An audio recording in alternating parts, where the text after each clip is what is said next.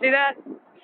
Pretty much every gas pump here has a bag on the handle. What's the matter? They closed down the gas pumps?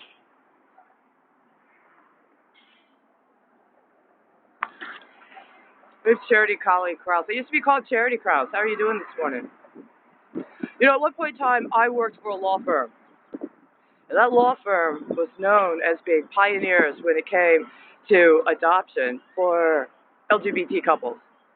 And they'd actually worked to have the laws changed so that LGBT couples could engage through certain processes that were legal to adopt children. Now, there's a lot of things with the politics of the kind of children that are available for adoption in the United States, including race, including socioeconomic background, including ability, right? Including status according to what some would consider to be a healthy baby. But since I've come to Texas, nobody from the LGBTQ community will acknowledge how it was that LGBT people got their civil rights when it came to gay adoption. Nobody will acknowledge. Nobody will acknowledge that there were people in the LGBT community, before gay marriage became legal, by the way, that did work around things like powers of attorney when you have a medical issue, things like partnership agreements that don't involve a legal marriage contract, or what it means to be able to adopt kids, including children that are not born in the fucking United States. You're going to need to come clean on this already. Stop this bullshit you just tried to run last night and this morning. You wanted to make gay marriage a civil right. You wanted to make adoption of foreign children a civil fucking right. I'm here to tell you, you're pretty much on the verge of losing every goddamn fucking thing you thought was a civil fucking right because you have not been honest about this. In November of 2018, I heard, it was at the evening, it correlated with the release of a presidential executive order that mysteriously just fucking disappeared. I heard the entire fucking night what people within the Trump administration thought they understood about the legacy of that civil rights issue in America. Now, some could say, by virtue of a professional consideration, there are matters of confidentiality involved.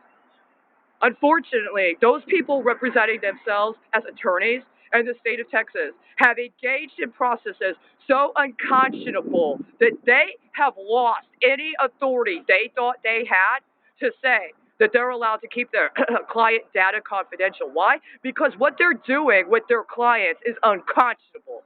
You're trying to put the crimes you're committing now on people who, among other things, you allowed to be murdered. You murdered one of the attorneys who was part of that movement in a manner just as disgusting and egregious and inexplicably cruel as you did Ruth Bader Ginsburg, and at another level as you did Antonin Scalia, but not just them, other people. You know, famous people, but then also people that are not so famous except in your world. You knew who people were before you agreed, and probably tacitly at the beginning, but once you got consciousness and you saw how effective the fucking system was, you really thought you could get away with it. And now we got this bullshit called COVID-19, which is a worldwide murder campaign using biological, by the way, chemical fucking weapons.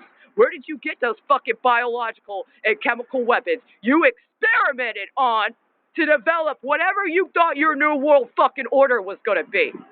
Did you adopt some fucking foreign kids and think, well, you would give them medical care that they couldn't get in the country they came from? Because you also did it to kids born in the United States, too. And you used Social fucking Security to do it. Yeah, that's what I meant. I got a Social Security claim. And it's a capital fucking claim. They were capital fucking crimes. Don't give me any more of this shit. I'm not giving you any fucking legal advice. If you wanted the state to represent you when it came to crimes, including crimes against humanity, you should have showed your own fucking humanity at any fucking point in this time frame. It is more than 18 months. I've been without my birth certificate and my driver's license. No, I was not a fucking immigrant. I was not a clandestino. I was not some Ukrainian kid that got adopted by good Americans. And by the way, you had no right to turn our daughters into somebody else's little girls that you were going to sell and get your own fucking cut on. Even if all you were selling was their fucking hormones.